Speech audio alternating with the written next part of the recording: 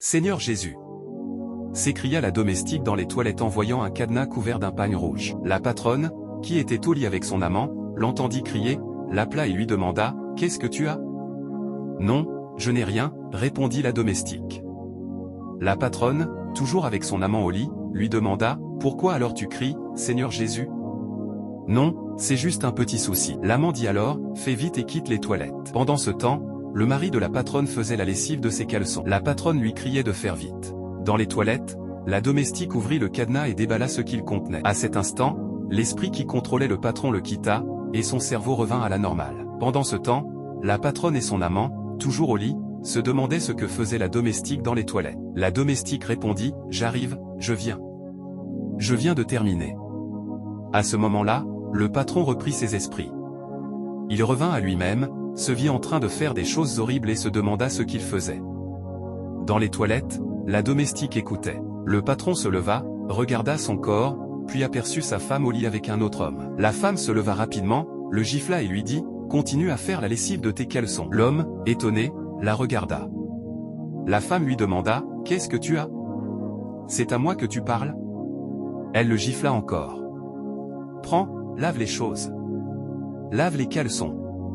Fais vite. » Le patron la pointa du doigt et lui dit, « C'est à moi que tu parles ? C'est de moi que tu parles ?»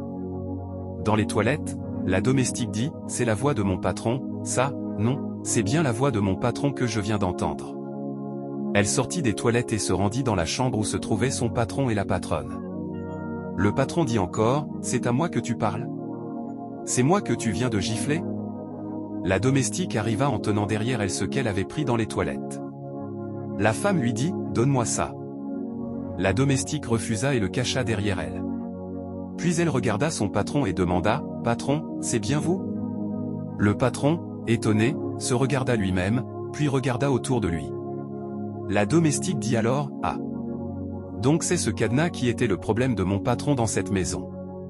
Voilà pourquoi il était soumis et faisait tout ce qu'on lui demandait. » La patronne, le patron et l'amant, tous effrayés, se regardèrent. La patronne comprit que son plan était en train de tomber à l'eau à cause de cette domestique. Elle la supplia de lui rendre ce qu'elle avait pris. Le patron demanda, « Qui est cet homme que tu as amené dans ma maison ?» La domestique répondit, « Ce n'est pas le seul homme qu'elle amène. Ils sont nombreux à venir dans cette maison. Tout cela, c'est à cause de ce cadenas. C'est lui qui lui permet de faire toutes ces choses. Point à bon. Donc c'est comme ça que tu es ? Tu m'as envoûté pour commencer à amener des hommes dans ma maison. Toi, descends de mon lit. Lève-toi de mon lit. Allez, lève-toi.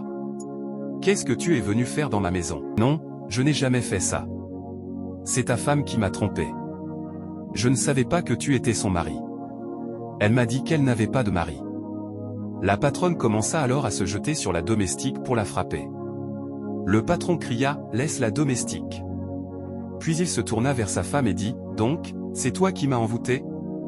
Tu me faisais laver les slips ? C'est ça ?» La domestique répondit, « Ce n'est pas tout.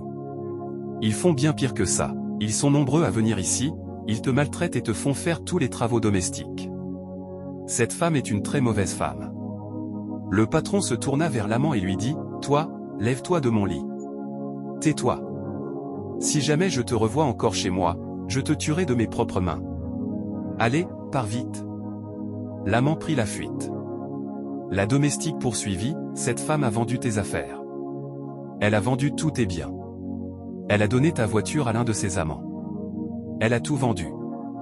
Même ta maman est venue ici, mais elle l'a chassée. Et toi, sous l'effet de l'envoûtement, tu lui as aussi demandé de partir. C'est à cause de cette femme. » Le patron, bouleversé, demanda, « C'est vrai ce que je viens d'entendre ? Tu as vendu mes affaires ? Tu as vendu tous mes biens ? Mes papiers, où les as-tu mis ? Où les as-tu cachés ?» Le mari dit, « Dis-moi, ne me dis pas que, depuis 4 ans, tout ce que la domestique vient de me raconter est vrai. Tu m'as mis sous l'effet d'un gris-gris et je suis resté soumis à toi pendant 4 ans ? Donc tout ce que je faisais pour toi, ce n'était pas de ma propre volonté ? Tu es même allé faire des gris-gris pour m'envoûter, hein ? » La patronne répondit, « Non. Je te demandais de l'argent, je te demandais beaucoup de choses, mais tu ne me les donnais pas. Tu ne me satisfaisais pas. Je ne suis pas une femme simple. Tu dois me satisfaire et me donner tout ce dont j'ai besoin. Chaque fois que je te demandais quelque chose, tu refusais. Le mari dit, si je ne te donnais pas certaines choses, c'est parce que je ne pouvais pas. Je ne savais pas que tu étais allé faire des gris-gris contre moi. La domestique intervint, non, patron, elle veut des choses qu'elle ne devrait pas chercher. C'est pour cela qu'elle est allée faire ses gris-gris. La patronne fit un geste pour frapper la domestique. Le patron l'arrêta et dit, donc, pendant 4 ans, elle faisait toutes ces choses derrière mon dos pendant que j'étais sous l'effet de cet envoûtement? La domestique répondit, oui, patron. Demandez-lui où elle a mis vos biens. Elle a tout vendu. Demandez-lui aussi où elle a caché vos papiers et tout ce qu'elle a vendu sans que personne ne le sache. Le patron demanda, c'est vrai? La patronne répondit, c'est faux. C'est faux. Je n'ai rien vendu. Le patron répliqua, alors, où sont mes affaires? Dis-le-moi. Elle finit par répondre, elles sont derrière. Je les ai mises derrière là-bas. Le patron lui ordonna, passe devant. Elle va d'abord me remettre toutes mes affaires.